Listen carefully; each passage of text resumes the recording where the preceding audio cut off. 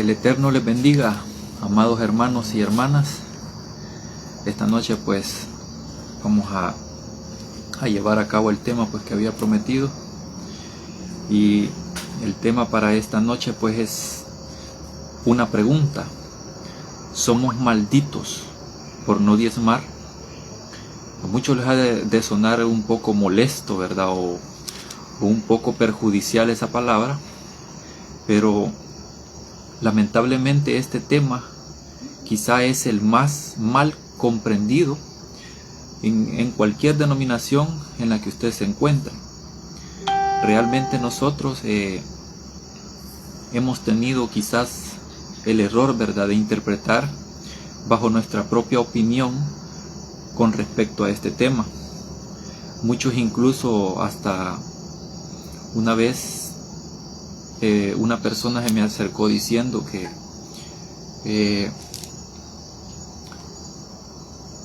Dios le había castigado porque no había dado completamente el diezmo, sino que había dado nada más una parte de lo que le correspondía. Y a mí me dio lástima, ¿verdad? Porque incluso tristeza, porque la mayoría de personas que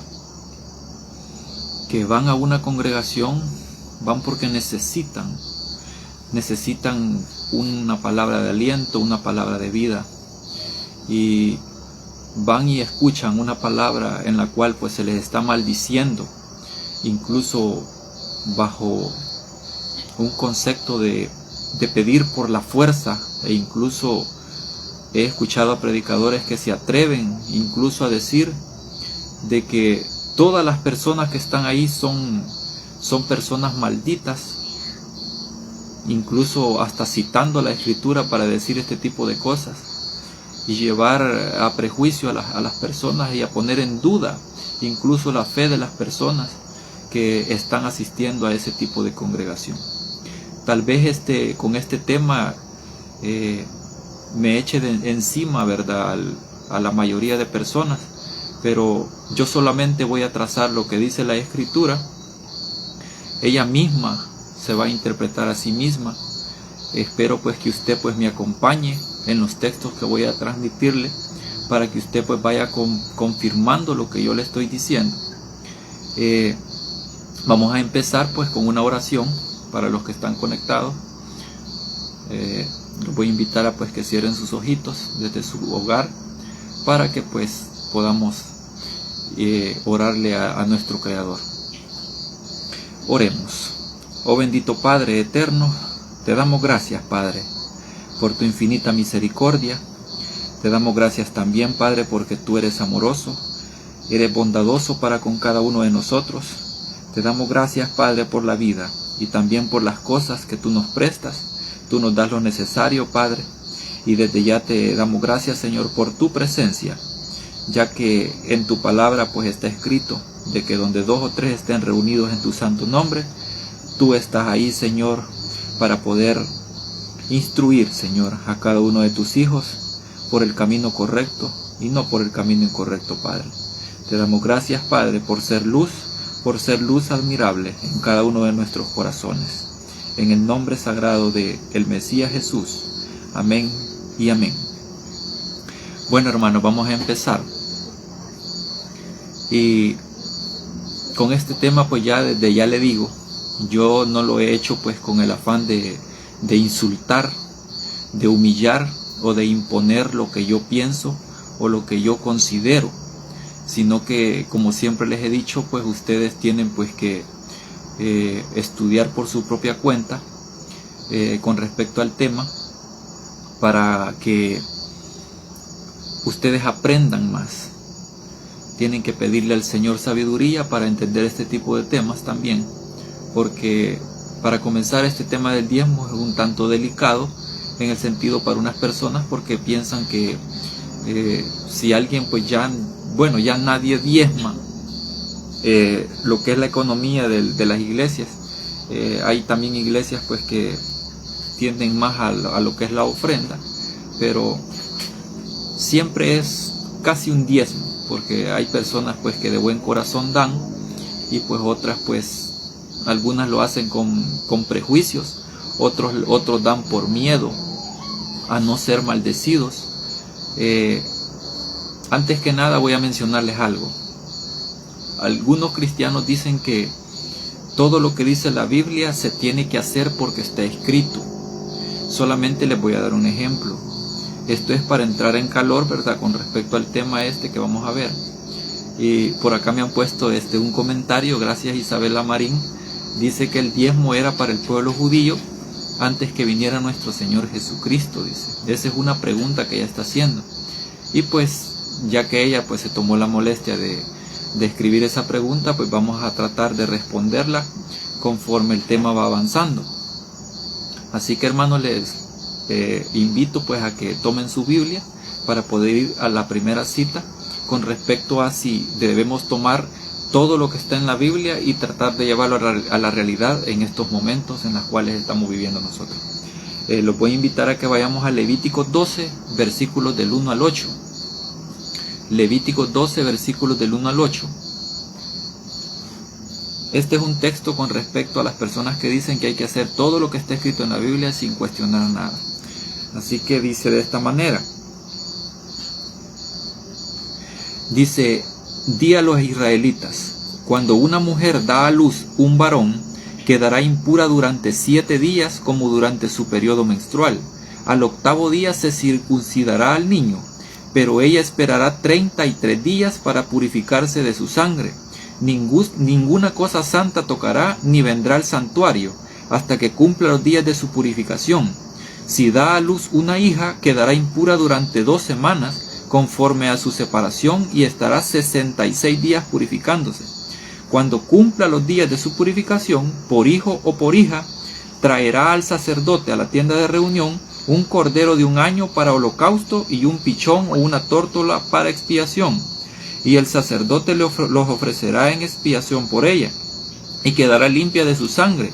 Esta es la ley de la que da a luz hijo o hija.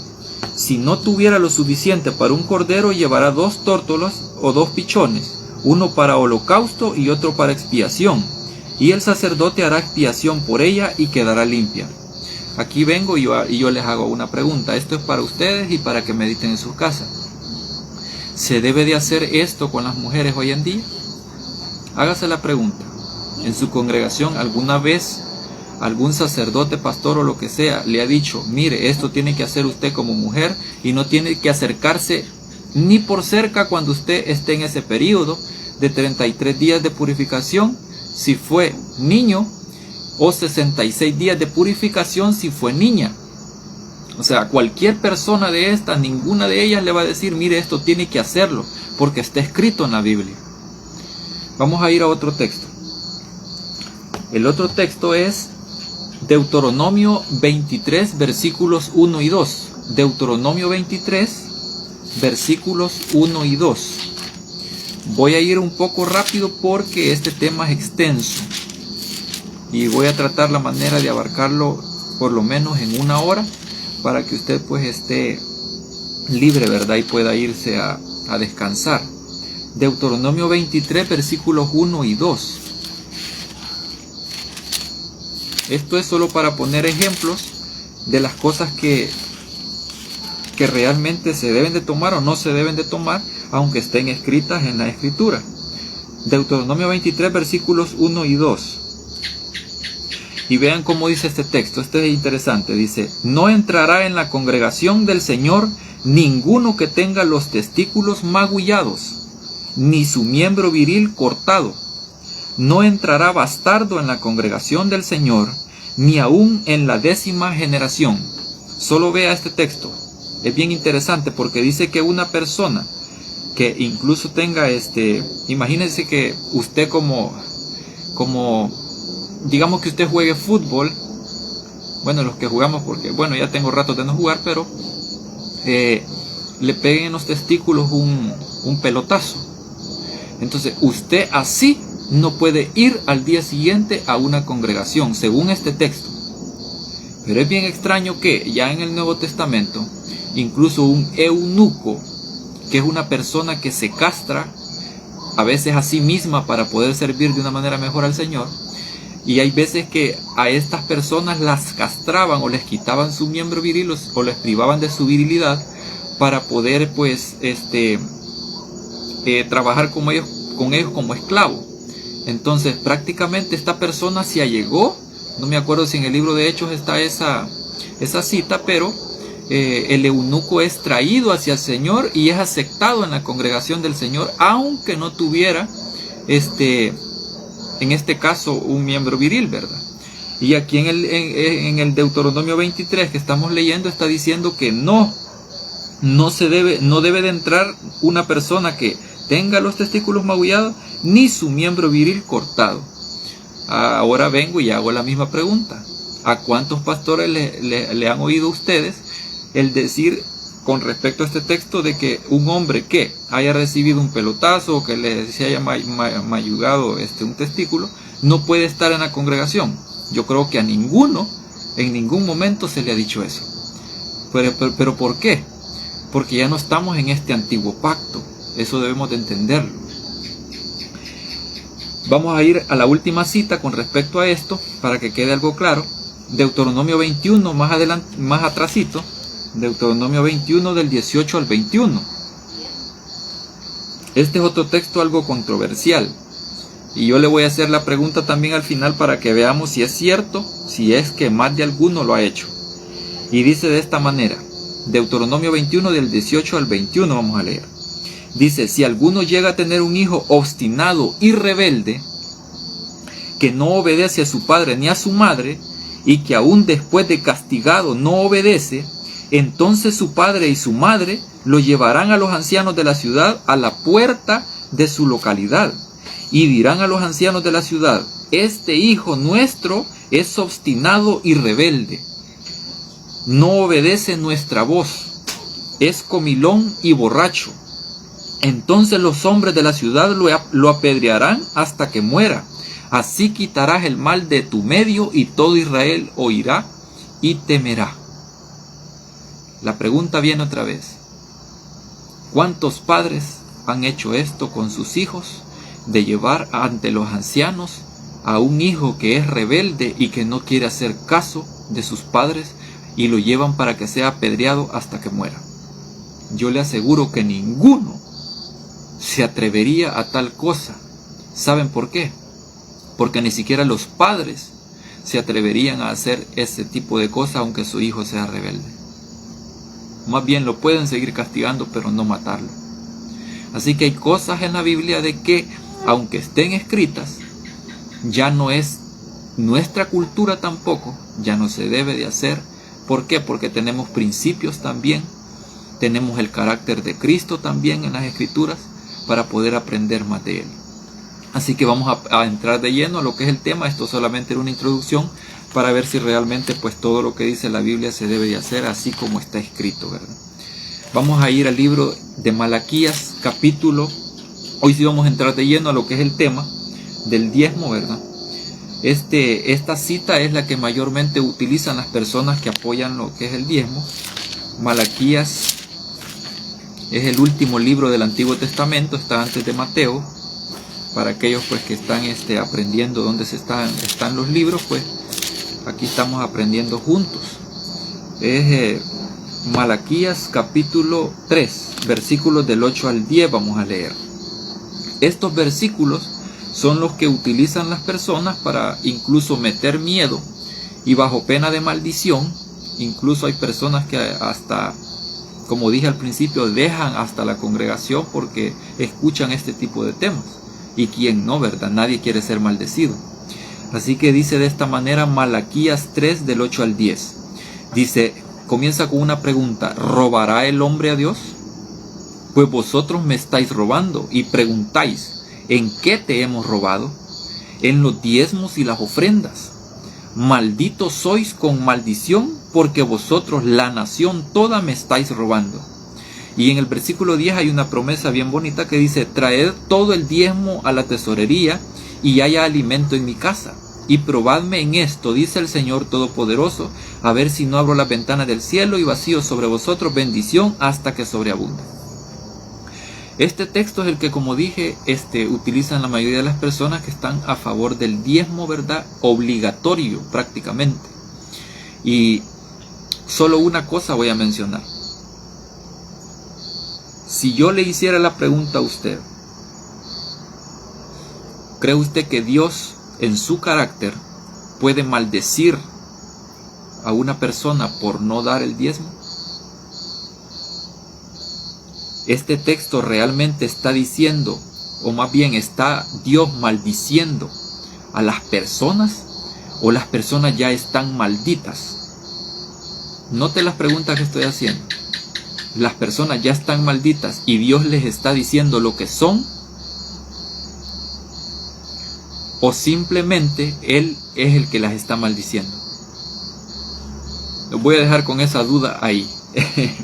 Vamos a ir a Santiago 3:10 para ver qué dice con respecto a las maldiciones. No vayan a perder Malaquías porque vamos a regresar ahí. Vamos a ir a Santiago capítulo 3 versículo 10. Santiago capítulo 3 versículo 10. Santiago está delante de Hebreos, casi al final de lo que es el Nuevo Testamento. Santiago capítulo 3 versículo 10. Y dice Santiago, dice: de una misma boca proceden bendición y maldición. Hermanos míos, esto no debe de ser así. La pregunta es esta, hermanos. ¿Cómo lidiamos con este texto? Está diciendo Santiago de que de una misma boca no puede proceder ni maldición ni bendición. ¿En qué sentido? Usted no puede estar bendiciendo a una persona y a la vez puede estarla maldiciendo. En este caso, si ni nosotros podemos hacerlo y Santiago está dando este consejo, quiere decir que ni Dios lo hace. Entonces, ¿quién es el que está maldito en ese texto de Malaquías? Esa es una pregunta. De allí, si seguimos leyendo, dice en el versículo 11, siempre de Santiago capítulo 3 versículo 10. ¿Acaso, dice, echa alguna fuente por una misma abertura agua dulce y amarga? Hermanos míos, ¿puede la higuera producir aceitunas o la vid higos? Tampoco una fuente de agua salada puede dar agua dulce. Santiago está expresando aquí de que no puede proceder ni maldición ni bendición al mismo tiempo de una misma boca. ¿Por qué? Porque eso no viene de Dios. Eso no puede ser. Está hablando de lo que es el dominio de la lengua. Imagínense, si nosotros, siendo humanos, Él nos está dando el consejo de que no tenemos que ni maldecir a una persona, sino que solamente bendecirla. Santiago está tomando el consejo de Jesús. Él dijo que a las personas que a nosotros nos maldijeren, nosotros tenemos que bendecirlas. O sea que tenemos que pagar bien por mal. Así que este es el ejemplo que quería poner con respecto a la maldición de Malaquías. Pero vamos a regresar a Malaquías. Vamos a leer Malaquías 3 y vamos a leer el versículo 5. Esto está siempre dentro del contexto de Malaquías. A la mayoría de personas que apoyan el diezmo se les olvida leer esto para dar a entender de quién está hablando el contexto de Malaquías. Porque nosotros no nos podemos dejar llevar solamente por 3 versículos para poder afirmar que solo con esos 3 versículos nosotros podemos estar apoyando incluso una doctrina que no tiene fundamento. Así que dice de esta manera el versículo 5: vendré a vosotros a juicio y seré pronto para testificar contra los hechiceros, adúlteros, contra los que juran mentira, los que defraudan el salario del jornalero, de la viuda y del huérfano, y contra los que cometen injusticia al extranjero, mostrando así que no respetan, dice el Señor Todopoderoso. Yo, el Señor, no cambio, dice. Por eso vosotros, hijos de Jacob, no habéis sido consumidos.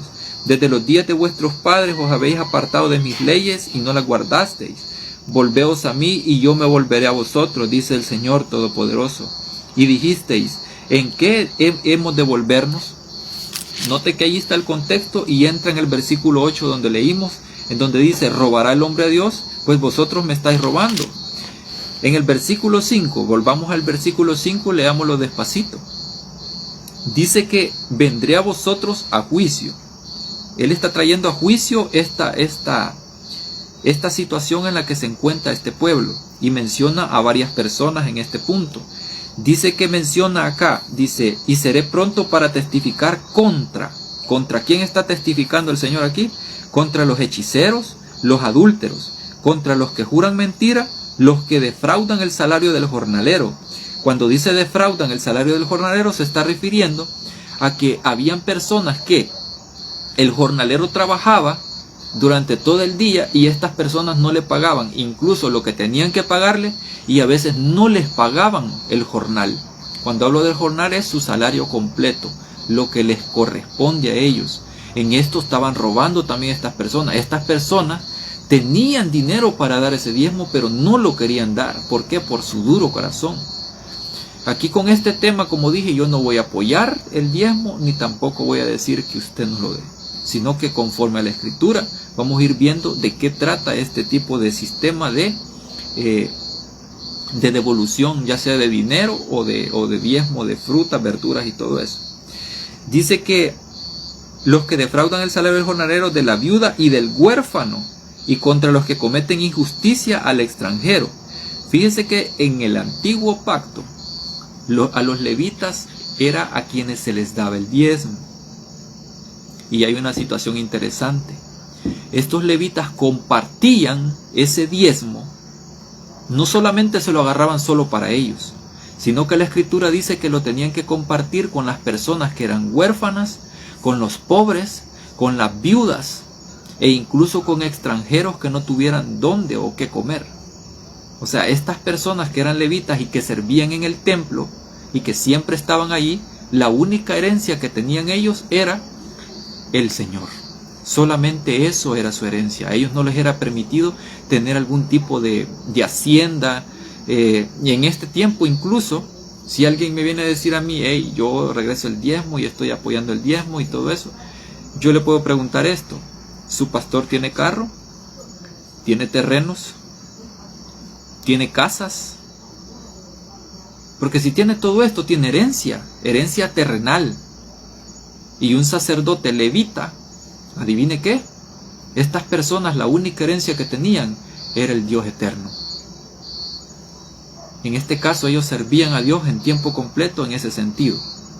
Y no solamente eso, sino que se acordaban de la viuda, del huérfano, del pobre y del extranjero menesteroso que necesitaba también de comer de ese diezmo en alimento que se le daba a ellos. Por eso es que Dios, más adelante, por medio de Malaquías comienza a decir que Él es el que está diciendo esto. Pero en este caso Dios no es el que está maldiciendo al pueblo, sino que el pueblo ya está maldito en el sentido de que están ¿cómo les digo? Están como haciendo injusticia ante todas estas clases de personas. O sea, ya ni se acuerdan ni de dar el diezmo, porque no habría problema de que ellos no lo hicieran, sino que el problema es que ahora ni los levitas lo hacen. ¿Por qué? Porque no tienen que dar a este tipo de personas. Ya no tienen que dar, porque la única herencia que tienen es el diezmo en el sistema levita antiguo. Entonces, cuando estas personas dejaron de dar y ya no lo daban porque en su corazón se había endurecido y ni siquiera tenían a bien también pagarle a su gente, pues a la que estaba laborando con ellos, entonces esta gente dejó de hacer justicia, se podría decir, en el sistema de pago a estas personas, de alimentar al pobre, de alimentar a la viuda, de alimentar al huérfano. Estoy repitiendo esto, ¿por qué? Porque la mayoría de personas que aceptan el diezmo, si usted le dice, mire, y usted visita a las viudas, usted visita al huérfano, usted se rebusca por ver si alguna persona en la congregación es pobre y necesita de dinero o de algo, de algún víver para que él subsista. Miren, hay personas que cuando llegan a una iglesia, y yo he tenido tal vez no el privilegio, porque me da tristeza al ver a este tipo de personas que Así pues, como yo, pues no soy tan pobre como esas personas que a veces llegan a una congregación, de que cuando una persona se para al frente y comienza a decir este texto de Malaquías y comienza a citar de que incluso él se pone de ejemplo diciendo yo doy más del 10% del diezmo, y comienza incluso hasta exaltarse él mismo y comienza a decir que aquellos que no lo den le están robando a Dios, y que imagínense que las personas a veces que llegan a una congregación son pobres y no tienen nada que dar. Simplemente lo único que llevan a la congregación es su corazón. O sea, no tienen nada que dar. Y ahora que esta persona venga y le está diciendo que están robando a Dios y que son malditos a la vez, hermano, esta persona se va, pero además de confundida, se va pero discriminada. ¿Por qué? Porque no puede ni dar. No es la manera de pedir el diezmo. Si usted está apoyando el diezmo, eso no es la manera de pedir el diezmo. Si usted lo está dando y lo está dando porque usted siente miedo o está temiendo a ser maldecido por Dios, déjeme decirle que ese no es el propósito de dar el diezmo. Es algo triste, hermano, eso que se está viviendo en estos momentos. Incluso durante la pandemia, pues muchas personas, imagínense, estaba tan difícil la situación económica que le estuvieran pidiendo diezmos, ofrendas en ese tiempo, hermano. Ay, hermano, yo sé que más de alguno lo ha de haber vivido. Espero que más de alguno, pues, que esté acá, pues, no se vaya a molestar por este tema. Como dije al principio, yo no estoy aquí para apoyar el diezmo, ni tampoco para decirle a usted que ya no lo dé, sino que estoy aquí para ver de qué manera es que lo ve la Escritura, de qué manera lo vio Cristo. Para esto es que he hecho este tema, no para que usted pues entre en controversia conmigo. Así que vamos a seguir. Vamos a ir a otro texto. Y por cierto, se me olvidaba mencionar, si usted lee el contexto de Malaquías, en el capítulo 1, solo vea a quién estaban dirigidas estas palabras. Dice en el capítulo 1 de Malaquías, palabra del Señor a Israel por medio de Malaquías. Y ahí sigue diciendo, yo os he amado, dice el Señor, pero vosotros decís, ¿en qué nos amasteis? Esaú no era hermano de Jacob, dice el Señor, y aún así amé a Jacob. Y a Esaú desestimé y desolé sus montes y abandoné su herencia, los chacales del desierto. Y ahí comienza hablando con respecto a Israel.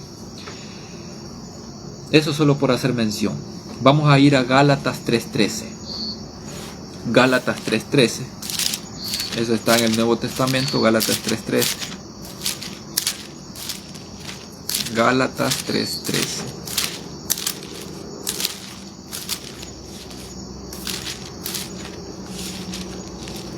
Dice de esta manera, Gálatas 3:13. Cristo nos redimió de la maldición de la ley, al hacerse maldición por nosotros, porque escrito está, maldito todo el que es colgado de un madero.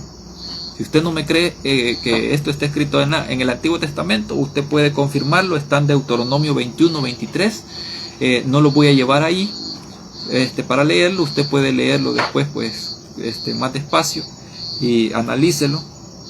Dice que Cristo nos redimió. Fíjense que la palabra redimir es comprar por precio. Y usted sabe que el precio que pagó Cristo por cada uno de nosotros es su muerte. Así que Cristo ha pagado, nos ha comprado por precio. Y es un precio grandísimo, el cual no se puede medir, porque ahí en ese precio está inmerso su amor, está inmersa su bondad por cada uno de nosotros.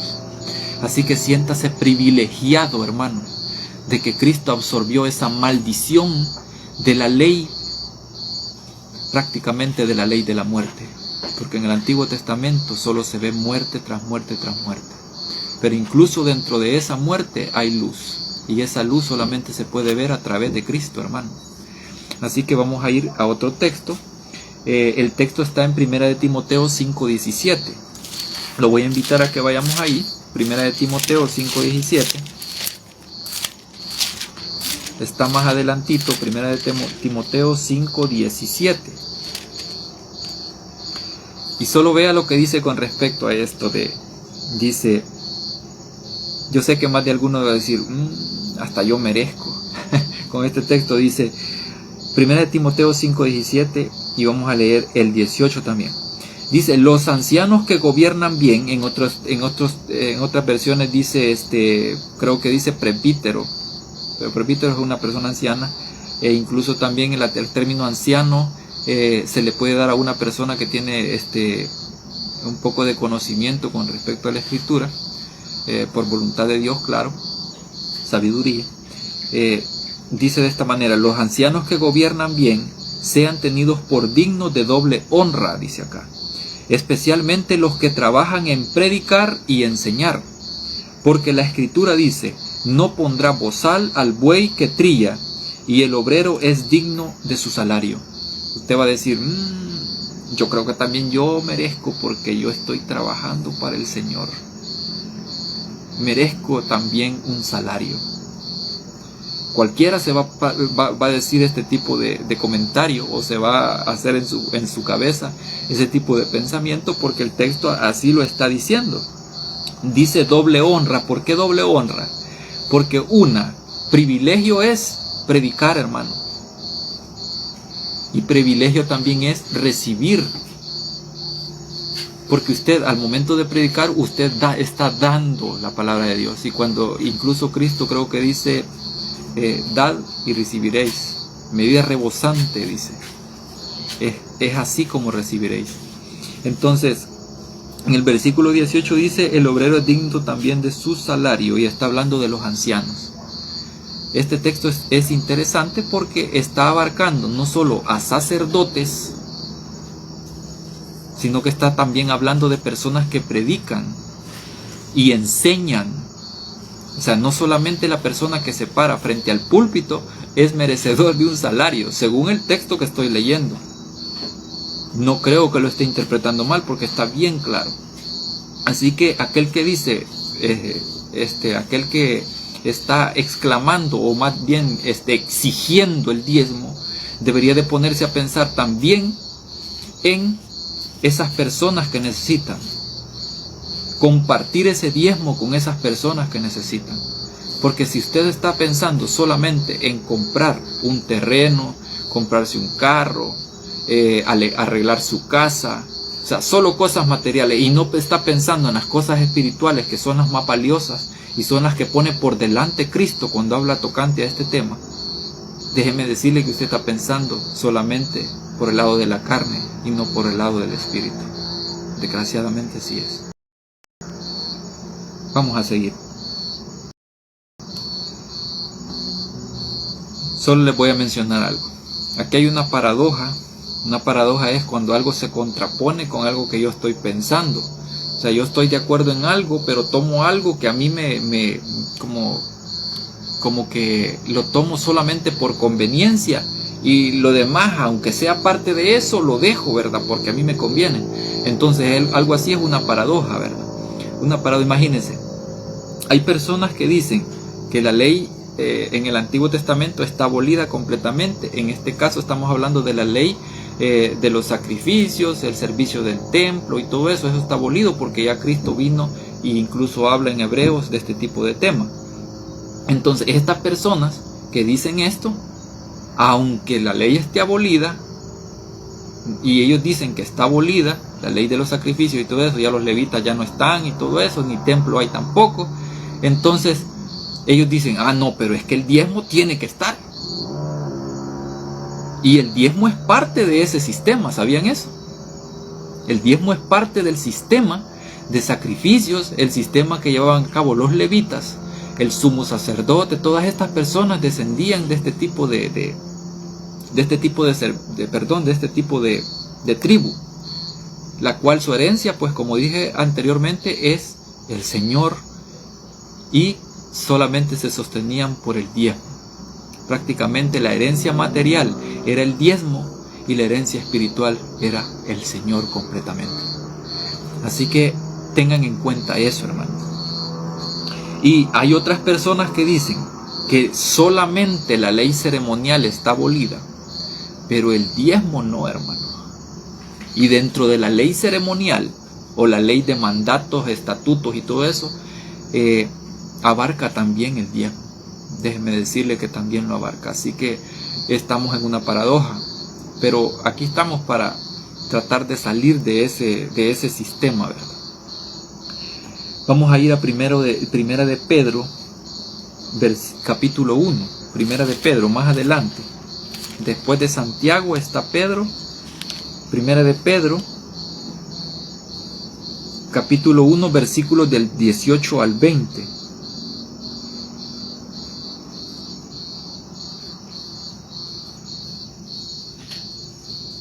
Y dice de esta manera: sabed que habéis sido rescatados de la vana conducta que recibisteis de vuestros padres, no con cosas corruptibles como oro o plata, sino con la sangre preciosa de Cristo, como de un cordero sin mancha ni defecto.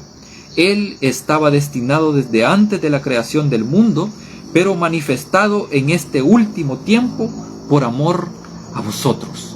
Siéntase dichoso por lo que acabo de leer, pues yo me siento dichoso. ¿Saben por qué? Porque yo ya no dependo. Yo no dependo de dar o no dar un diezmo. Yo no dependo de dar o no dar una ofrenda. ¿Saben por qué? Porque mi actuar o mi acción no depende de mí, depende de Cristo ahora. Y si yo dependo de Cristo, lo que voy a hacer, lo voy a hacer por amor a Cristo. No porque alguien me venga a decir a mí que yo estoy maldito por no dar o sí dar el diezmo.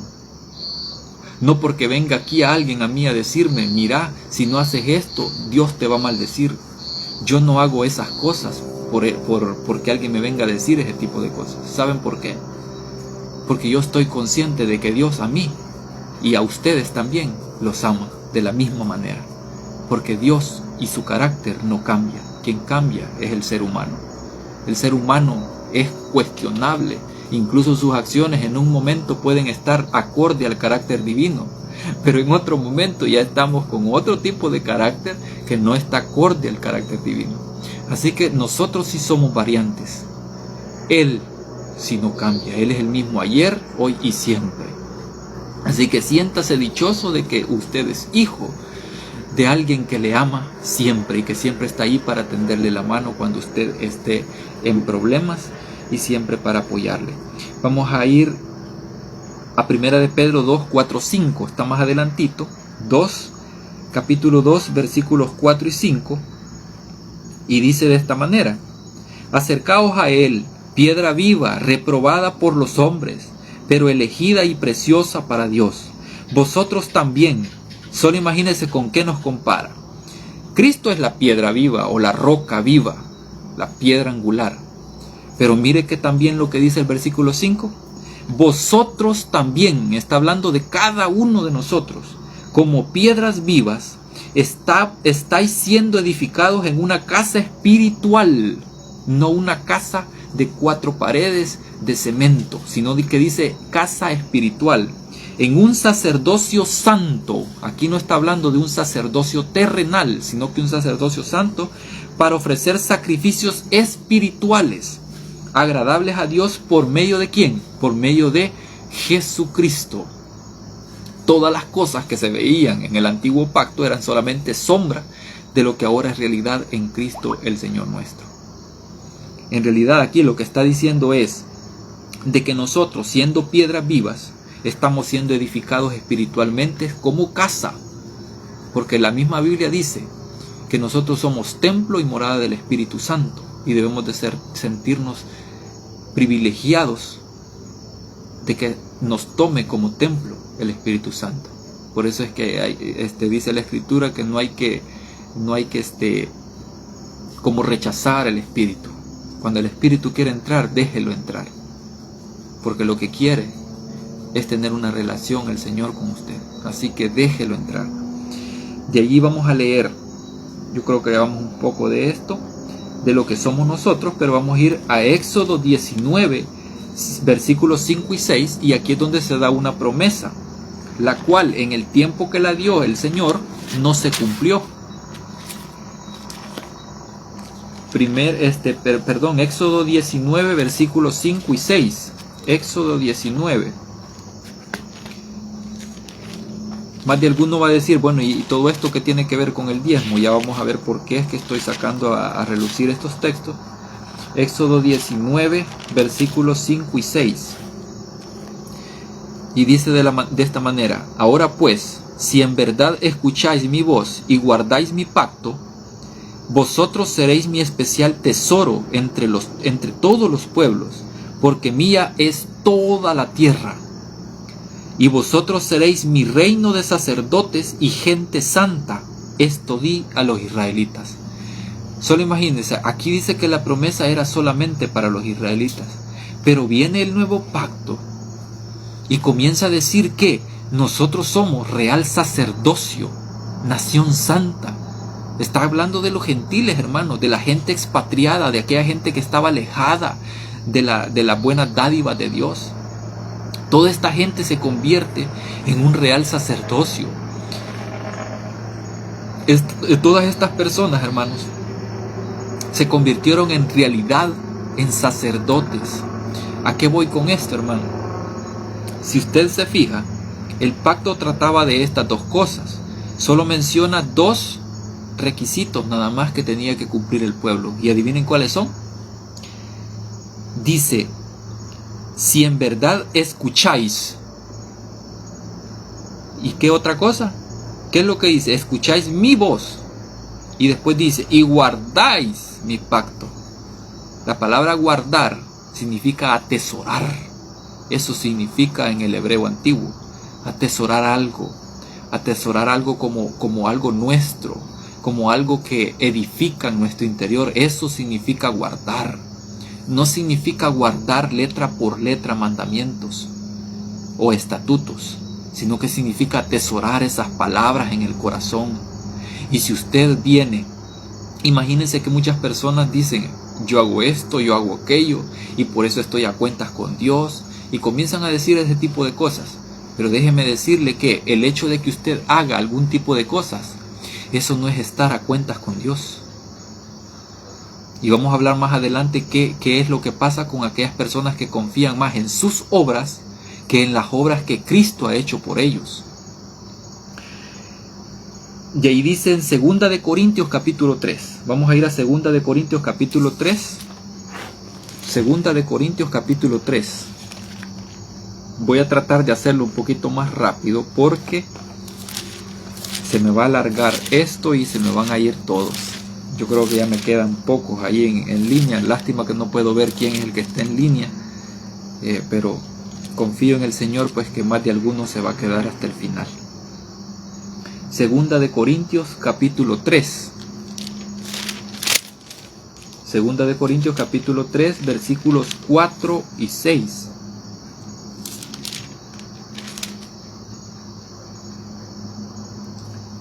Del 4 al 6 vamos a leer. Dice: y esa confianza la tenemos por medio de Cristo ante Dios. No que seamos competentes para atribuirnos que algo sea de nosotros mismos, sino que nuestra suficiencia viene de Dios. Aquí está hablando de obras, hermano. Si usted se siente competente de hacer algún tipo de obra, déjeme decirle que no es usted. No es usted. Usted está sintiendo jactancia. Y eso no viene de Dios. Lo que sí viene de Dios es que Él es el que lo mueve a usted. No usted se mueve por su propia cuenta.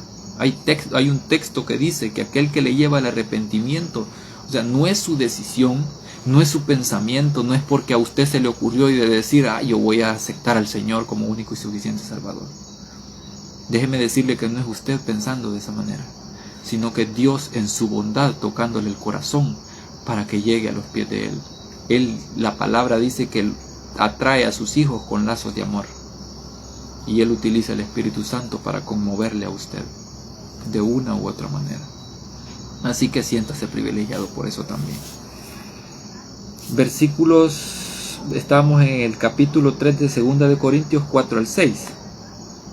Y dice, vamos a leer el 5 para tener contexto: no que seamos competentes para atribuirnos que algo sea de nosotros mismos, sino que nuestra suficiencia viene de Dios. Él nos capacitó para ser ministros de un nuevo pacto, no de la letra, sino del Espíritu, porque la letra mata, pero el Espíritu, ¿adivinen qué? Da vida. Allá en el Antiguo Testamento leímos algunos textos donde solamente se ve muerte, solamente se ve de que si un hijo es rebelde, pues hay que llevarlo ante los ancianos de la congregación y tiene que ser apedreado hasta que muera. Algunos le llaman el reino de la muerte o el reino de la oscuridad. Pero Cristo vino a aplacar esa oscuridad y vino a mostrar más luz por medio de su carácter y por medio del carácter que tiene el Padre. Él vino a mostrar ese carácter. Así que vamos a seguir 2 Corintios capítulo 5, más adelantito, versículos del 18 al 20. Y por cierto, si usted se fija, dice que Él nos capacitó para ser ministros. O sea que no solamente una persona que esté en el púlpito es un ministro, sino que también lo es usted. Porque por medio de su testimonio, por medio de sus acciones, usted está acorde al carácter que tiene Cristo. Si usted lo hace para gloria y honra de Cristo y está mencionando algunas cosas que Él ha hecho por usted y que no es que usted las haya hecho, sino que Él por usted, déjeme decirle que usted es un ministro también de Cristo.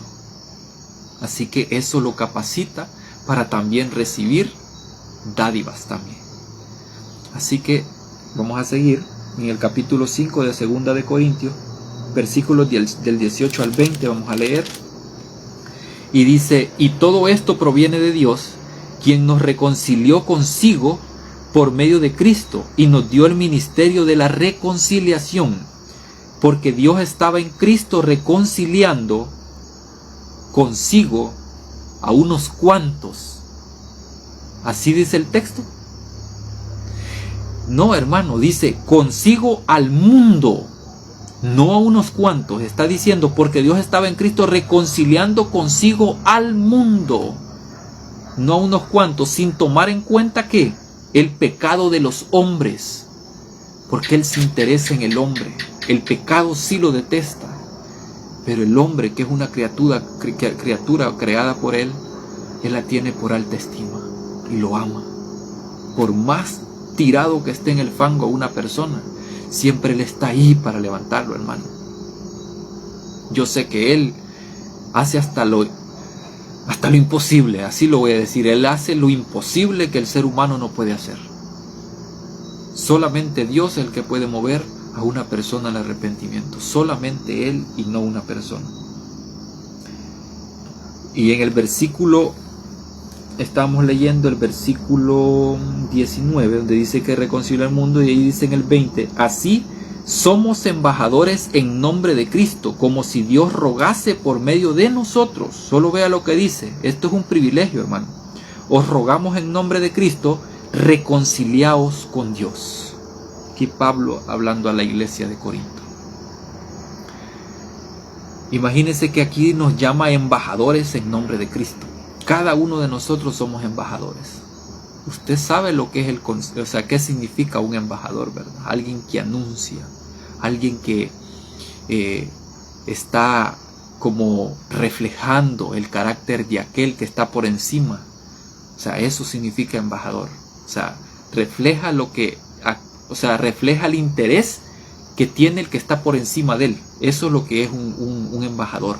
Es algo precioso esto, hermano. Todos somos embajadores. No hay una élite, así lo voy a decir, no hay una élite que se distinga en lo que es el cuerpo de Cristo. Porque la Biblia dice que está el cuerpo de Cristo, que somos cada uno de nosotros, que conforma la iglesia. La iglesia somos todos, algunos dicen ese término. O sea, pero no es en sí el edificio, sino que somos cada uno de nosotros. ¿Y sabe qué es lo precioso? Que la cabeza es Cristo. No es un anciano, no es un sacerdote, no es un pastor. Es Cristo la cabeza y solamente Él. De ahí en Isaías capítulo 61, versículos del 5 al 6, vamos a ir al Antiguo Testamento. Solo quiero dejar por sentado quiénes somos nosotros en el Nuevo Testamento, y vamos a ver que también el Antiguo Testamento apoya lo que se está diciendo en el Nuevo. Isaías está después de el libro de Cantar de los Cantares, me parece. Isaías 61, versículos 5 y 6, y dice de esta manera: extranjeros apacentarán vuestras ovejas, y extraños serán vuestros labradores y viñadores, y vosotros seréis llamados sacerdotes del Señor, ministros de nuestro Dios. Comeréis la riqueza de las naciones, y con su gloria seréis enaltecidos. Imagínense que aquí Isaías ya estaba profetizando cómo es que nos iba a llamar a todos aquellos que nos allegáramos al Señor. Él estaba profetizando que Él nos iba a llamar ministros, sacerdotes. Por eso es que Pedro no se equivoca al decir que somos real sacerdocio, nación santa, elegida por Dios, dice Pedro. Así que siéntase privilegiado. Ya vamos a hablar más del diezmo, y ahora vamos a hablar un poco con respecto al santuario en el cielo en Hebreos 9. Vamos a ir a Hebreos 9. Esta es la última cita que toco con respecto a lo que es el sacerdocio. Hebreos 9, versículo 11. Hebreos 9:11.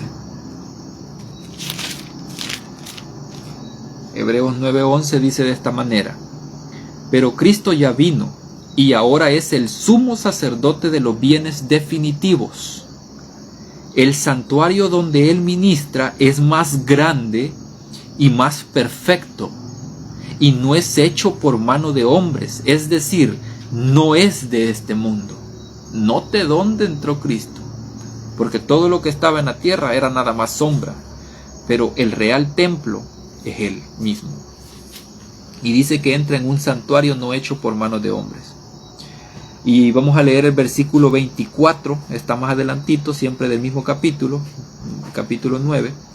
Dice: porque Cristo no entró en el santuario hecho por mano de hombre, que era solo copia del santuario, sino que entró en el mismo cielo, donde ahora se presenta por nosotros ante Dios.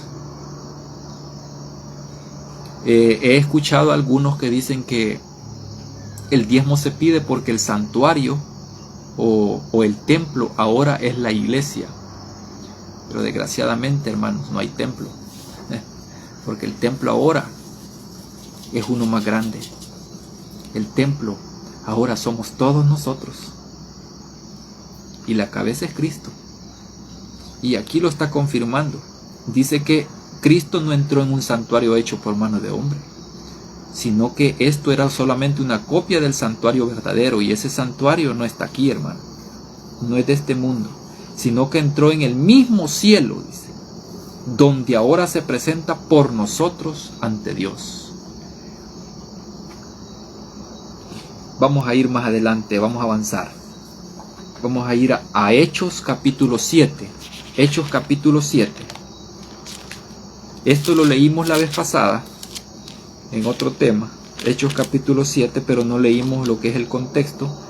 Hechos capítulo 7, vamos a leer desde el versículo 22. Del 22 en adelante vamos a leer. Lo voy a hacer un poco rápido, espero comprendan por honor al tiempo. Hechos 7 del 22 en adelante, y dice de esta manera. Este es el discurso de Esteban, para que vean de dónde está tomado todo lo que está diciendo.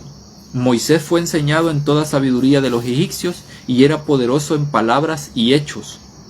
Cuando cumplió los 40 años, sintió el deseo de visitar a sus hermanos israelitas. Al ver que uno era maltratado, lo defendió, mató al egipcio y vengó al oprimido. Moisés pensaba que sus hermanos entenderían que Dios los libertaría por su mano, pero ellos no lo entendieron así. Solo vea lo que está diciendo Moisés. Dice que por medio de su mano era que iba a ser libertado el pueblo de Israel. Él no había entendido el mensaje todavía. Al día siguiente, dice, se acercó a 2 israelitas que estaban riñendo y trató de ponerlos en paz diciendo: amigos, vosotros sois hermanos, ¿por qué os ofendéis el uno al otro? Entonces el que maltrataba a su prójimo lo empujó diciendo, ¿quién te ha puesto por gobernante y juez sobre nosotros? ¿Quieres matarme como mataste ayer al egipcio? Al oír esto, Moisés huyó y vivió como extranjero en Madián y tuvo 2 hijos. Pasados 40 años, un ángel se le apareció en el desierto del monte Sinaí, en el fuego de una zarza que ardía. Moisés se maravilló de la visión y al acercarse a observar, oyó la voz del Señor. Yo soy el Dios de tus padres, el Dios de Abraham, de Isaac y de Israel. Moisés, temeroso, no se atrevía a mirar.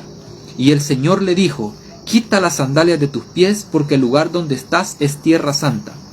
He visto la aflicción de mi pueblo en Egipto, he oído su gemido y he descendido a librarlos. Solo vea que aquí el Señor le está diciendo que Él es el que va a librar al pueblo, no Moisés.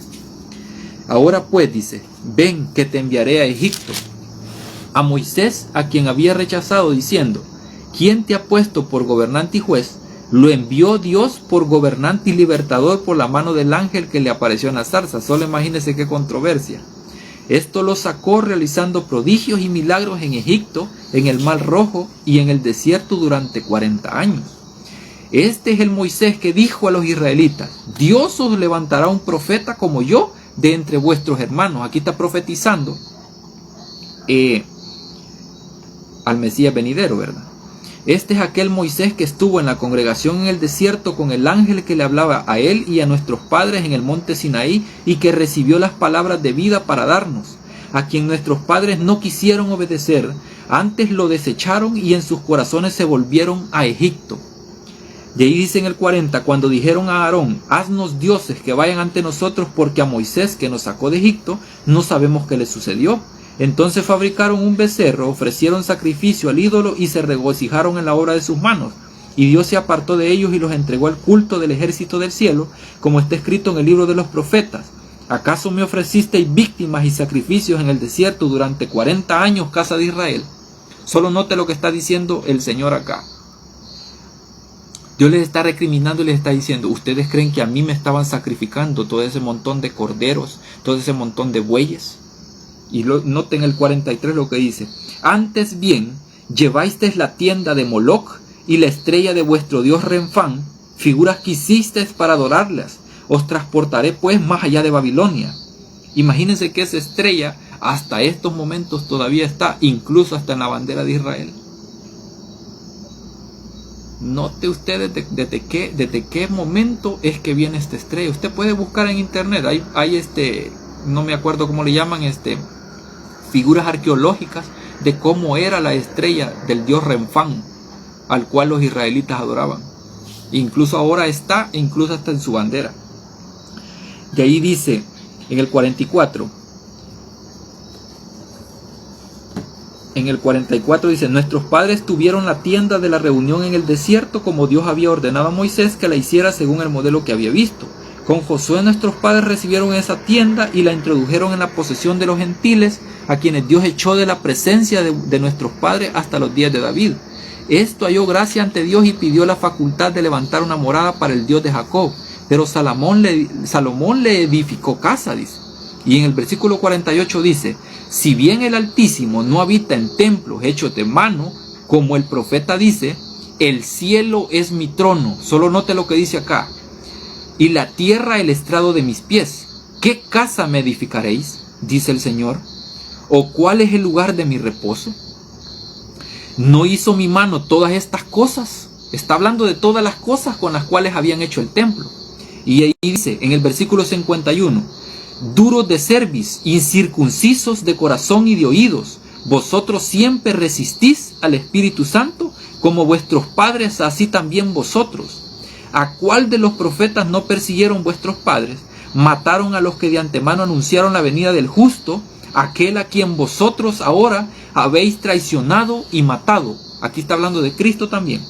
Vosotros recibisteis la ley por disposición de ángeles, y mire lo que dice al final del texto, y no la guardasteis. O sea que ninguno de nuestros padres antiguos, profetas, incluso Abraham, incluso desde Adán hasta nuestros tiempos no ha habido nadie que pueda guardar perfectamente la ley, porque aquí lo está confirmando Esteban con este discurso. Y noten en el versículo 54 cómo amarra todo el discurso. Dice, al oír esto, los que estaban escuchando eran aquellos que estaban en desacuerdo con el Mesías y toda la enseñanza que andaban entregando los apóstoles y los que estaban con él. Al oír esto, se enfurecían en sus corazones y adivine qué hacían. Yo sé que esto ya lo han escuchado en alguna otra parte de los evangelios. Y crujían los dientes contra él. Y mire lo que terminaron haciendo. Pero Esteban, lleno del Espíritu Santo, puesto los ojos en el cielo, vio la gloria de Dios y a Jesús de pie a la diestra de Dios y dijo, veo los cielos abiertos. Estas palabras, hermano, tienen peso. ¿Sabe por qué? Porque el cielo está abierto para cada uno de nosotros. El camino está despejado, ya no hay velo que cubra. ¿Por qué? Porque Cristo vino a rasgar ese velo para nosotros, para que nosotros veamos directamente hacia el cielo y lo veamos a Él. Veamos esa gloria tan preciosa, así como la ve Esteban. Nosotros quizás tal vez no la podamos ver en estos momentos, porque nuestro corazón está duro todavía. Pero lo podemos ver, hermano, en cada cosa que Dios hace por nosotros. El cielo está abierto, hermano. Veo los cielos abiertos y al Hijo del Hombre de pie entre la diestra de Dios. Entonces, dando gritos, ellos se taparon sus oídos y arremetieron a una contra él. Y ahí viene y el texto sigue y apedrean a Esteban. Y ahí más adelante en el capítulo 17, en esta lapidación de Esteban, lapidación es que cuando alguien muere apedreado, ahí murió Esteban. Si usted puede seguir leyendo más después, pues puede seguir.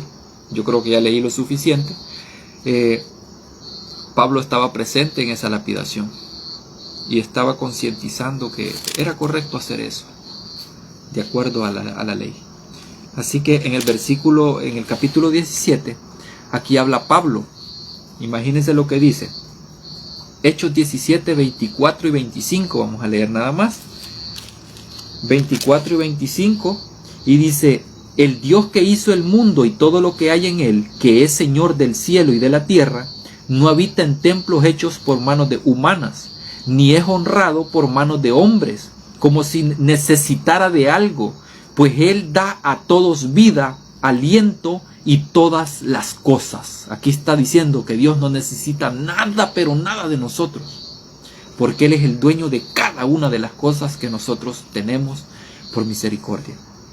Y ahí en el versículo, siempre del mismo capítulo, en el 29, dice de esta manera, siendo pues linaje de Dios, no hemos de pensar que Dios sea semejante a imágenes de oro, plata o piedra, escultura de arte y de imaginación de hombres. Aquí está diciendo, si nosotros somos linaje de Dios, ya no tenemos que pensar que Dios es así.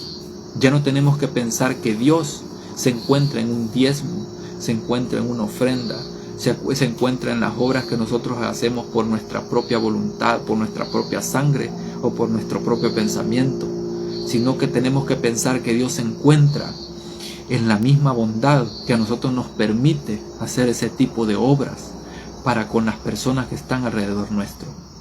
Si usted sigue dando el diezmo en una congregación, ya no lo dé, hermano. Pero yo no le estoy diciendo ya no lo dé para siempre, sino que le estoy diciendo ya no lo dé por miedo a ser maldecido. Si usted quiere seguir dando el diezmo, aunque la Biblia no apoye eso, ya vamos a llegar a ese punto, aunque la Biblia no apoye eso, sígalo dando, pero no lo siga dando por miedo a ser maldecido, porque Dios no maldice a nadie. La persona que hace mal se maldice a sí sola. Dios no maldice a nadie. Deuteronomio 14, 22 al 29. Deuteronomio 14.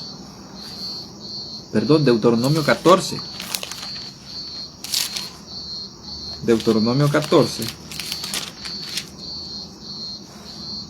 Deuteronomio 14, versículos del 22 al 29. Y vamos a ver cómo es que se daba el diezmo en algunos puntos. Dice que cada año apartarás puntualmente el diezmo del producto de tu campo. Y ante el Señor tu Dios, en el lugar que Él dijera para morada de su nombre, comerás el diezmo de tu trigo, de tu vino y de tu aceite y los primogénitos de tus vacas y ovejas, para que aprendas a reverenciar siempre al Señor tu Dios. Y si el camino fuera largo y tú hubieras sido bendecido por el Señor tu Dios y no pudieras llevar tu diezmo al lugar elegido por el Señor tu Dios para poner en él su nombre, entonces lo venderás y llevarás el dinero en tu mano e irás al lugar que el Señor tu Dios haya elegido. Y ahí dice, allí darás tu dinero a cambio de lo que desees, vacas, ovejas, vino, sidra o cualquier cosa que desees, porque antiguamente se daba solamente en material, o sea, algo consumible. No era dinero prácticamente lo que se daba. Esto lo está diciendo por si usted no podía llevar ese tipo de diezmo hasta el lugar que le correspondía llevarlo. Y de ahí dice, no te olvidarás de solo vea lo que dice acá, no te olvidarás de amparar al levita que habita en tu población, porque no tiene parte ni herencia contigo. Aquí estoy confirmando lo que dije hace un momento. El levita no tenía herencia, no tenía tierras, no tenía nada material. Solamente la herencia era el diezmo y el Señor. Solamente esa era su herencia. Y ahí dice en el 28, cada 3 años separarás todo el diezmo de tus productos de aquel año y lo depositarás en tu ciudad. Y vendrá el levita que no tiene parte ni herencia contigo.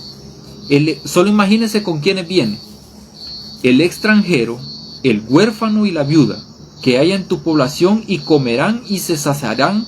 Así el Señor tu Dios te bendecirá en todo lo que emprendas. Aquí no dice que solamente el levita comía del diezmo, sino que también el huérfano, la viuda y el menesteroso. Porque el extranjero que se allegaba a un levita para poder comer no era una persona, como dicen, ¿verdad? Un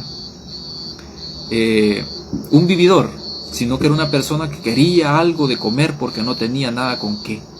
Así que tenemos que pensar en eso.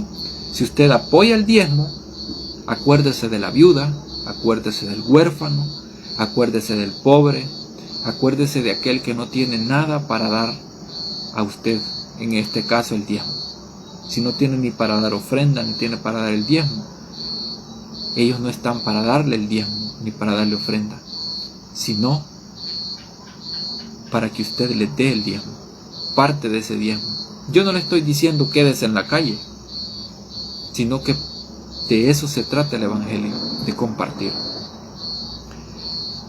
Y allí en en Proverbios 19:17, vamos a quedar, Proverbios 19:17, vamos a leer algo interesante, lo que dice Proverbios. Proverbios 19:17.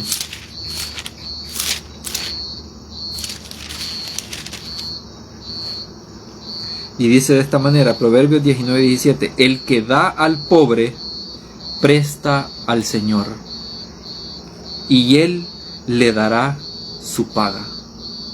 Solo vea lo que dice.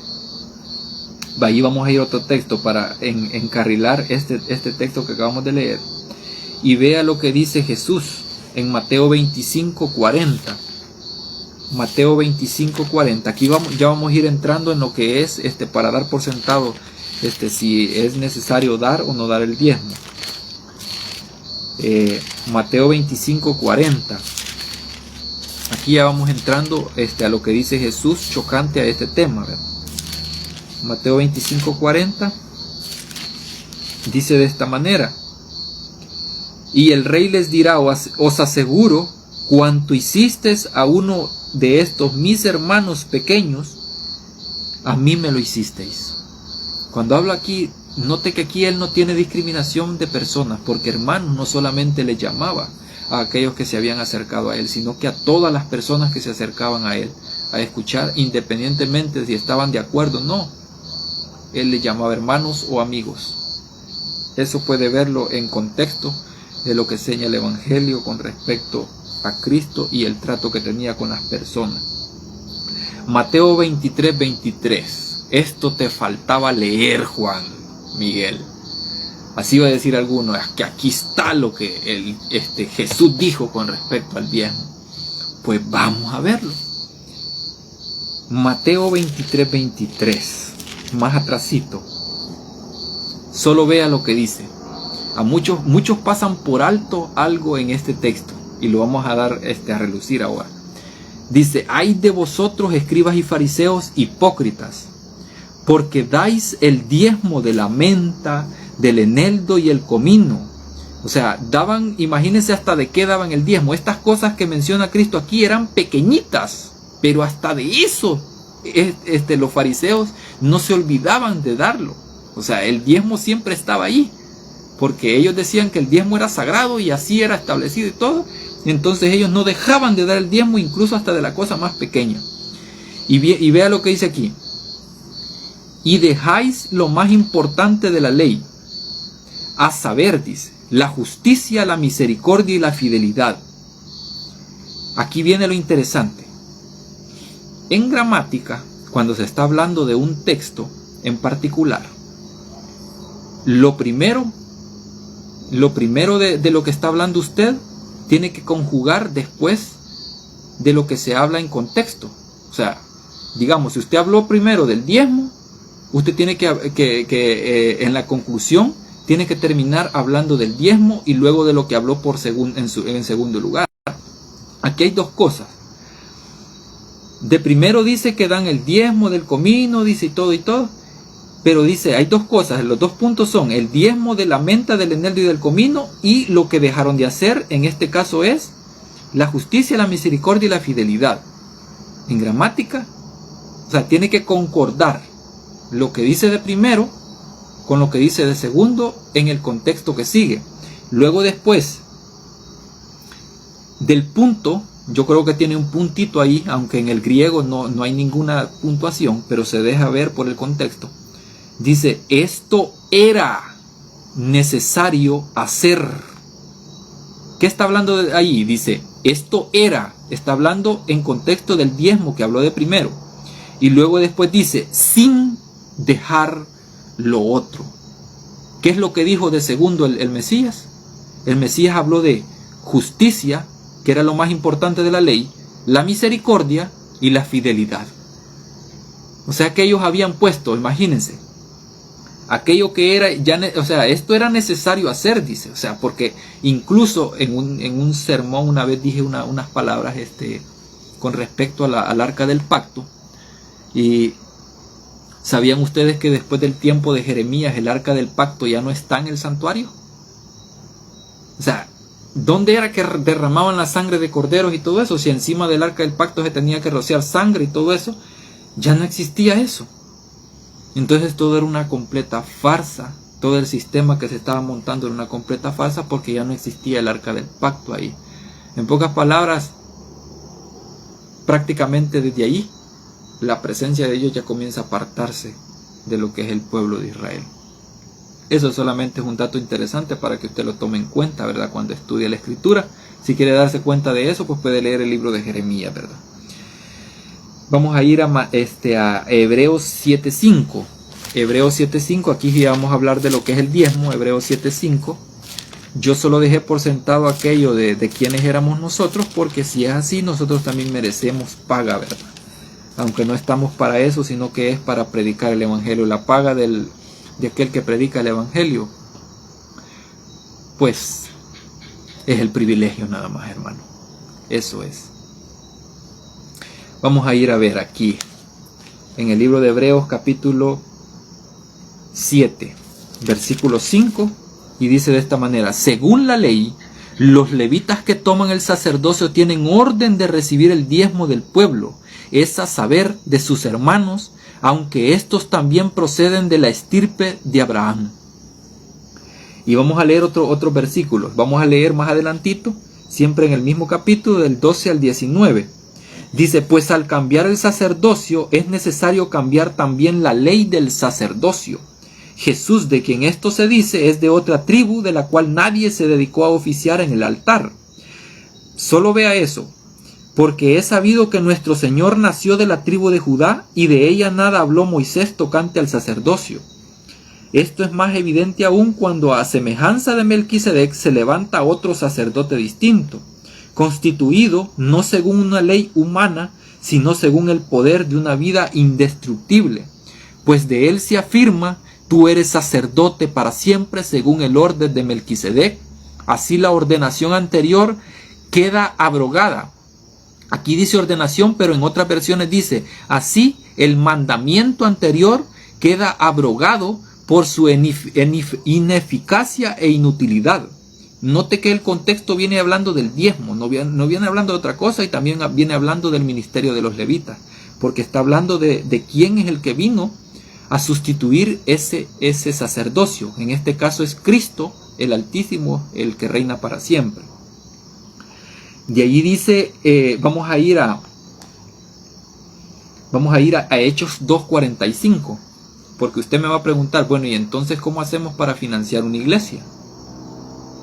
O sea, esa es una pregunta que cualquiera se va a hacer. O sea, si ya la gente ya no da el diezmo, note que yo al principio yo no dije, mire, ya no vaya a diezmar. Yo no dije eso, sino que lo que estoy dando aquí es que, según las Escrituras, esto ya no es necesario hacerlo, porque Cristo lo ha dicho. Pero si usted lo sigue dando por amor a aquellas personas que trabajan para gloria y honra de Dios, pues sígalo dando. Pero si lo está haciendo porque usted tiene miedo a ser maldecido, entonces mejor no lo dé. Porque usted lo está dando por miedo, no lo está dando por voluntad propia, sino que lo está dando porque aquella persona que está enfrente le está diciendo que usted es maldito, porque le está robando a Dios. Y eso no se debe de hacer. Así que vamos a ir a Hechos 2:45 para ver qué es lo que hacían los primeros cristianos del primer siglo, para sostener, ¿verdad?, a las personas también. Solo vea lo que hacían. Hechos 2:45 dice: vendían sus posesiones y bienes y los repartían a todos, según la necesidad de cada uno. Ellos no andaban diciendo, me cae mal, no le voy a dar. No, ellos a todos, independientemente de la condición espiritual que tenían, ellos a todos ayudaban. Si ellos necesitaban, ahí estaban ellos para ayudar. ¿Por qué? Porque el amor de Cristo los constreñía a cada uno. Ellos actuaban no por voluntad propia, sino que por amor. Eso lo llevaba a hacer este tipo de cosas. Vamos a ir a Hebreos 7, porque alguien me va a decir, bueno, es que vos estás sacando texto fuera de contexto. Pero para que quede claro de qué está hablando el capítulo 7 del libro de Hebreos, vamos a leer el contexto. Vamos a leer el contexto desde el versículo 1 del capítulo 7, para ver de qué se está hablando completamente. Y dice de esta manera. Vamos a leer solamente hasta el 19 para que vea hasta dónde leímos nosotros, en los textos que acabo de citar. Dice: Melquisedec, rey de Salem, sacerdote del Dios Altísimo, salió a recibir a Abraham cuando volvía de vencer a los reyes y lo bendijo. Y Abraham le dio el diezmo del botín. Melquisedec significa rey de justicia y también rey de Salem, esto era rey de paz. Solo vea aquí algo interesante. Dice que Abraham, y usted lo puede verificar en el Antiguo Testamento, dice que Abraham, después de venir de una guerra contra unos reyes y él ganó, en este caso trajo botín. Botín es algo que usted digamos que arrebata de aquellas personas que ganó en la guerra. Y de ese botín, él es que dio el diezmo a Melquisedec, un sacerdote que no tiene origen, porque no se narra más cosa de él. Tiene mucha semejanza con Cristo, aunque no es igual. Pero es bien interesante de que después de eso, Abraham ya no menciona que da el diezmo a alguien, sino que lo hace una tan sola vez, y no lo hace porque de su propio trabajo él da el diezmo a Melquisedec, sino que lo hace de un botín. O digamos, en este tiempo, imagínese que usted se gane la lotería de unos $100,000. ¿Cuánto le tocaría de dar de diezmo? El 10% de esos $100,000. Entonces, si usted lo hace una tan sola vez, pues lo está dando. Si lo hizo con amor, está bien. Entonces, aquí Abraham de esa manera lo da. Dice: nada se sabe de su padre ni de su madre, hablando del rey Melquisedec, ni de sus antepasados. ni tampoco del principio y fin de su vida es semejante al Hijo de Dios, en que permanece sacerdote para siempre. Considerad cuán grande fue Melquisedec, a quien aún el patriarca Abraham le dio el diezmo del botín. Según la ley, los levitas que toman el sacerdocio, solo vea de qué es lo que viene hablando completamente el capítulo 7. Tiene orden de recibir el diezmo del pueblo, es a saber de sus hermanos, aunque estos también proceden de la estirpe de Abraham. En cambio, Melquisedec, sin ser levita, recibió de Abraham el diezmo. Solo vea lo que está diciendo acá. Dice que Melquisedec, sin ser levita, Abraham le da el diezmo del botín. Y bendijo al que tenía las promesas. En este caso era Abraham, ¿verdad? Es indiscutible que el menor es bendecido por el mayor.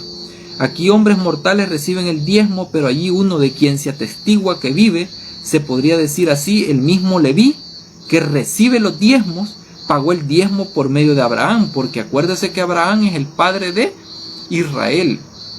Y Leví estaba todavía en la sangre o en los lomos de Abraham todavía. En este caso, hasta los hijos de Abraham o Leví pagaron, o sea, a los que les era necesario darles el diezmo, ellos terminaron pagando también, porque Leví aún estaba en las entrañas de su padre cuando Melquisedec le salió al encuentro, dice. Si la perfección se hubiera podido alcanzar por el sacerdocio levítico, porque sobre esa base el pueblo recibió la ley, ¿qué necesidad había aún de que se levantara otro sacerdote según el orden de Melquisedec y no de Aarón? Pues al cambiar del sacerdocio, es necesario cambiar también la ley del sacerdocio. Jesús, de quien esto se dice, es de otra tribu de la cual nadie se dedicó a oficiar en el altar, porque es sabido que nuestro Señor nació de la tribu de Judá y de ella nada habló Moisés tocante al sacerdocio.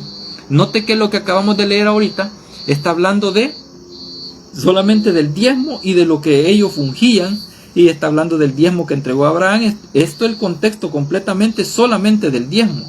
Y dice después, esto es más evidente aún, cuando a semejanza de Melquisedec se levanta otro sacerdote distinto, constituido no según una ley humana, sino según el poder de una vida indestructible, pues de él se afirma, tú eres sacerdote para siempre según el orden de Melquisedec. Así, el mandamiento anterior queda abrogado por su ineficacia e inutilidad, porque la ley nada perfeccionó. Por otro lado, fue introducida una esperanza mejor que nos acerca al Señor Todopoderoso. Esto es algo precioso, hermano. Aquí directamente le está diciendo, aquella ley nula. Ya no hay levita, ya no hay templo. Alguno va a decir, bueno, este está loco lo que está diciendo, pero es que la Biblia lo dice. Yo no estoy diciendo de mi propia cuenta lo que estoy diciendo. Según acá, el mandamiento anterior del cual se estaba hablando es el oficio del sacerdocio levítico, y también está hablando del diezmo prácticamente. Aquí el contexto no deja nada al azar. Está hablando completamente y está estructurado de una manera que usted lo puede entender sin ser un teólogo, sin ser alguien encumbrado. O sea, eso usted lo puede entender sencillamente, solamente con leer el capítulo 7 del libro de Hebreos en su contexto. Vamos a ir a Mateo 6, versículo 12. Mateo 6, 12. Solo vea lo que dice Mateo 6, 12. Y dice de esta manera. A ver, si alguien me escribe en el comentario de qué se trata lo que vamos a leer. Perdona nuestras deudas, como nosotros también perdonamos a nuestros deudores. ¿En qué contexto está esto que está citando, o más bien diciendo Mateo, el gran recaudador de impuestos al que Cristo visitó en su casa? ¿Alguien que me escriba en los comentarios de qué trata el contexto de lo que está hablando Mateo? Yo creo que puede haber alguien allí, porque yo no puedo ver si están conectados algunos, no sé cuántos están conectados, pero si alguien está conectado, pues que me diga o me escriba en qué contexto está hablando Mateo, o de qué está tratando acá. Yo creo que no hay nadie, pero igual está tratando lo del Padre Nuestro. Y vea que en el contexto dice, perdona nuestras deudas como nosotros también perdonamos a nuestros deudores. Aquí está hablando el recaudador de impuestos Mateo. Y siendo recaudador de impuestos, él entendía que nosotros teníamos una deuda con el Padre. Cada uno tiene deuda. ¿Y cuáles son las deudas? Cada una de las cosas o acciones que nosotros cometemos. Esas son nuestras deudas. Y si Él nos perdona nuestras deudas, adivine qué debemos de hacer nosotros con nuestros semejantes. Debemos de hacer lo mismo. Así como el Padre nuestro dice, también perdonamos a nuestros deudores, a aquellos que nos ofenden. En otro contexto dice, perdona nuestros pecados, así como nosotros perdonamos perdona a los que nos ofenden, parece que dice en otro contexto. Y no nos dejes caer en tentación, y sigue diciendo. Entonces acá, en este contexto, sí tenemos deuda con el Señor. Y Él, en su gran misericordia, Él nos perdona esa deuda por medio de Cristo el Señor. Ya solo nos quedan, hermanos, solamente 2 versículos para ir finalizando. Romanos 4, del 4 al 5, para aquel que quiera ir por las obras, debe de recordarse de que si va por las obras o por la ley, dice Pablo que en Gálatas que tiene que guardarla toda completamente y perfectamente. Romanos 4, para aquellos que confían en sus propias obras o en las obras de sus manos. Vea lo que dice Romanos 4, aquí está hablando Pablo a los romanos. Romanos 4, del 4 al 5, y dice de esta manera: al que obra no se le cuenta el salario como favor, sino como deuda. En cambio, al que no obra, pero cree en aquel que justifica al impío, su fe le es contada por justicia. Solo vea lo que contrapone Pablo. Dice que aquel que obra no se le cuenta el salario como favor, sino que como deuda. Si usted está haciendo una obra, hermano, como por ejemplo, ahorita estamos hablando del diezmo, si usted está diezmando porque tiene miedo a ser maldecido, o porque piensa que con eso va a quedar bien con el pastor, va a quedar bien con la congregación y todo eso, déjeme decirle que usted está quedando en deuda con el Señor. Porque usted está tomando su obra como algo digno. Y aquí en cambio dice, al que no obra, pero cree en aquel que justifica al impío, su fe le es contada por justicia. Y la justicia viene de Cristo y nada más de Él. Así que si usted está obrando por miedo, usted está quedando en deuda con el Señor. Usted no debe de obrar por miedo. Usted debe de obrar por amor.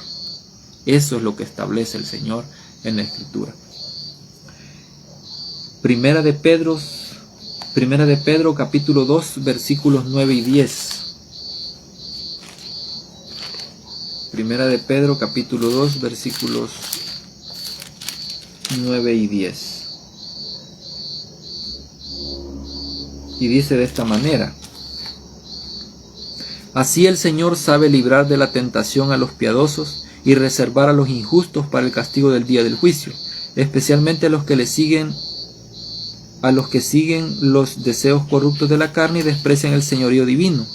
Espérame que aquí estoy confundido, Primera de Pedro, yo estoy leyendo segunda.